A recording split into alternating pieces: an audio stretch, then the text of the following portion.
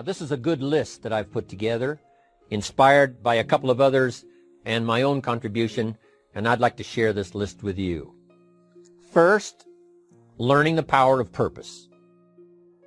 A person who has purpose in their life, they have something to go for, some meaning. One writer described it, for some people it becomes a magnificent obsession. And for you and I, maybe it doesn't need to be that dramatic as a magnificent obsession. But it has to be something that does something to us, something that pulls us, especially into the future. You know, there are many influences on us. One is the influence of the past. Some people are always pulled back by the past. Some people are always pulled aside by the distractions. But here's what's powerful. If you have a list of high purpose in your life, it pulls you toward the future. And the more powerful the purpose is, the stronger it pulls. And here's the other great advantage if you have purpose for the future. It pulls you through all kinds of challenges and all kinds of difficulties. If you don't have these strong purposes for the future, it's easy to get swallowed by a bad day. It's easy to be almost annihilated by a poor month. And it's easy sometimes to almost disappear beneath the waves of a year that goes backwards if you don't have something to pull you beyond that year.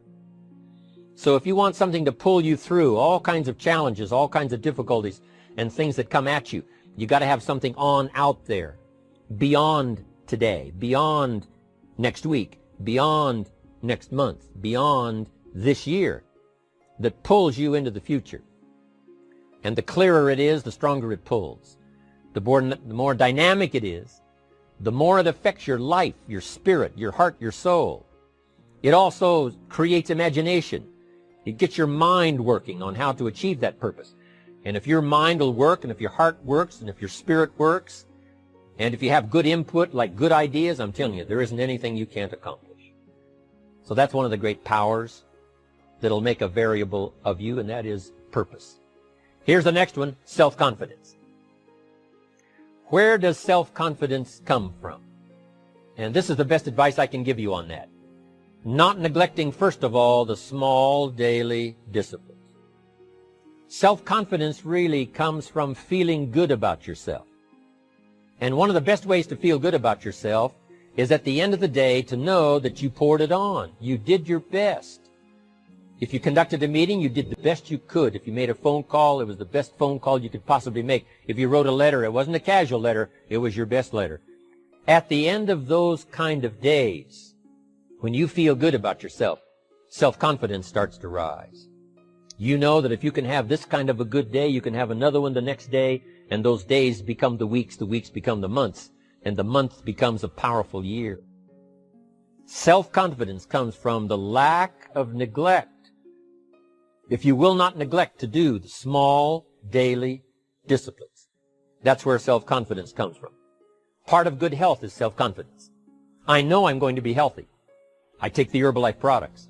I eat the apple a day. I walk around the block. I do the jogging on the beach. At the end of the day, when you've really poured it on and you've done all the stuff, self-confidence grows. That self-confidence affects your health. It affects your future. It affects your psyche.